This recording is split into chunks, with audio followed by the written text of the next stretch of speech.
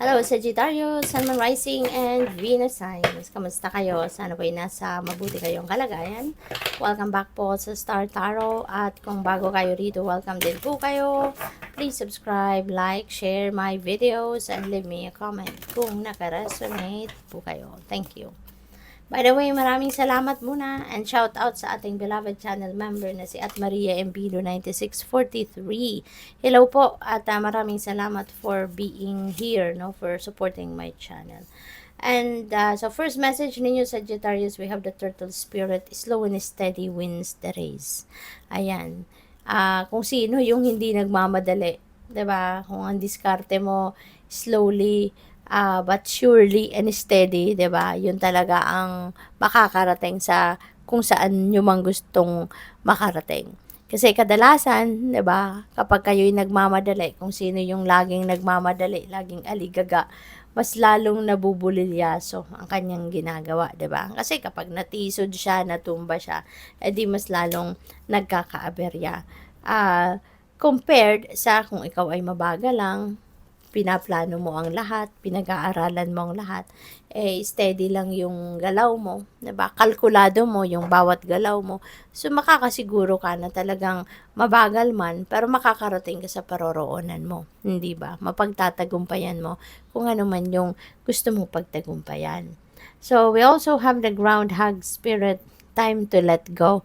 Panahon na, Sagittarius, na mag-release ka na ng mga bagay, tao, sitwasyon, no? Sa buhay ninyo na hindi naman na nakakapagdulot ng magandang vibe sa iyo, magandang epekto, yung mga ganon. So it's time to let go. It's time to release them sa buhay mo.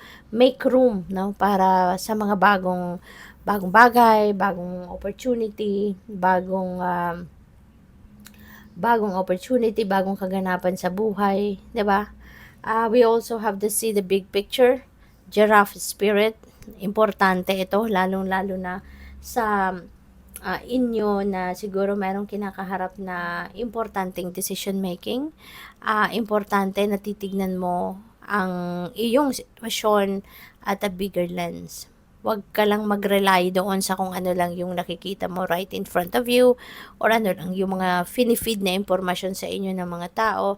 Don't just rely on that. Kasi hindi ka rin makakasiguro kung wala silang mga hidden agenda or hindi nila minodify yung mga impormasyon na finid nila sa'yo, 'di ba? So, you yourself has to do the effort, look at things at a bigger lens, alright?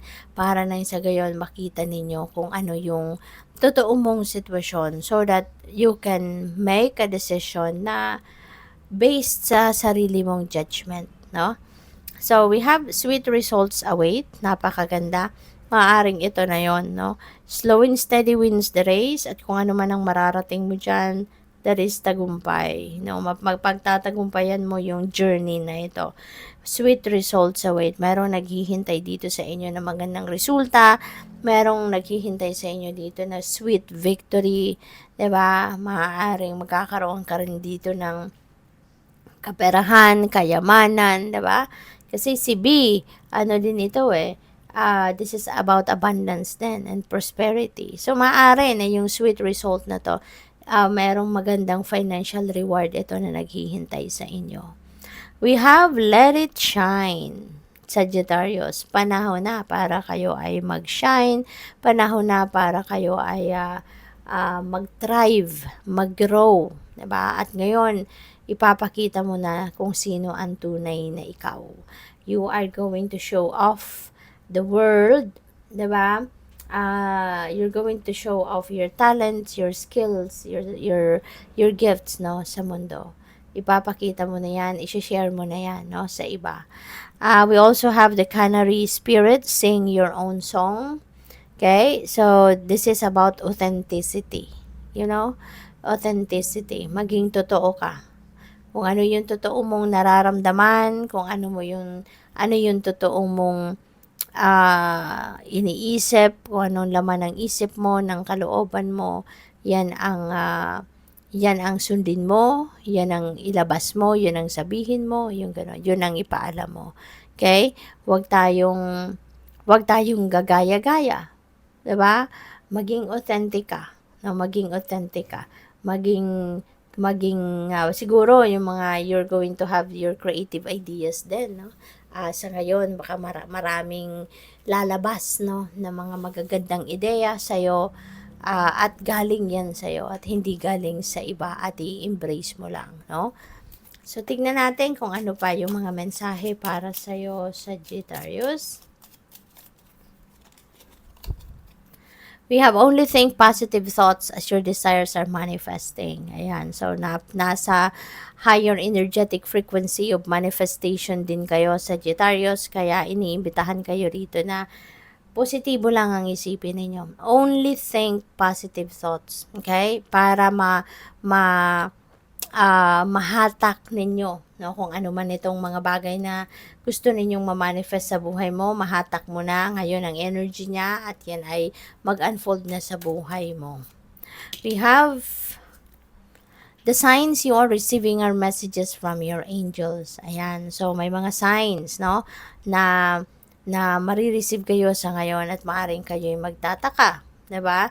Huwag kayong magtaka, huwag kayong maguluhan, no? This is a message para sa iyo ng inyong mga angels. It is your angels that are sending you that messages na maaaring makakatulong sa inyo sa pag-navigate mo ng inyong mga sitwasyon sa ngayon. Okay? Your animals in spirit are showering you with their love. Ayan. So, pwede, no, na meron kayong mga naging pet siguro in the past, no? At siguro nandun na sila sa other side. Pero despite that, na hindi mo na sila kasama, nasa spirit realm na sila, pero they are still siguro showering you with their love, nagpaparamdam pa rin sila sa'yo, at maaring nafe-feel mo pa rin din, no, yung love nila para sa'yo. So, good luck po. Thank you for watching. Love and light. Namaste.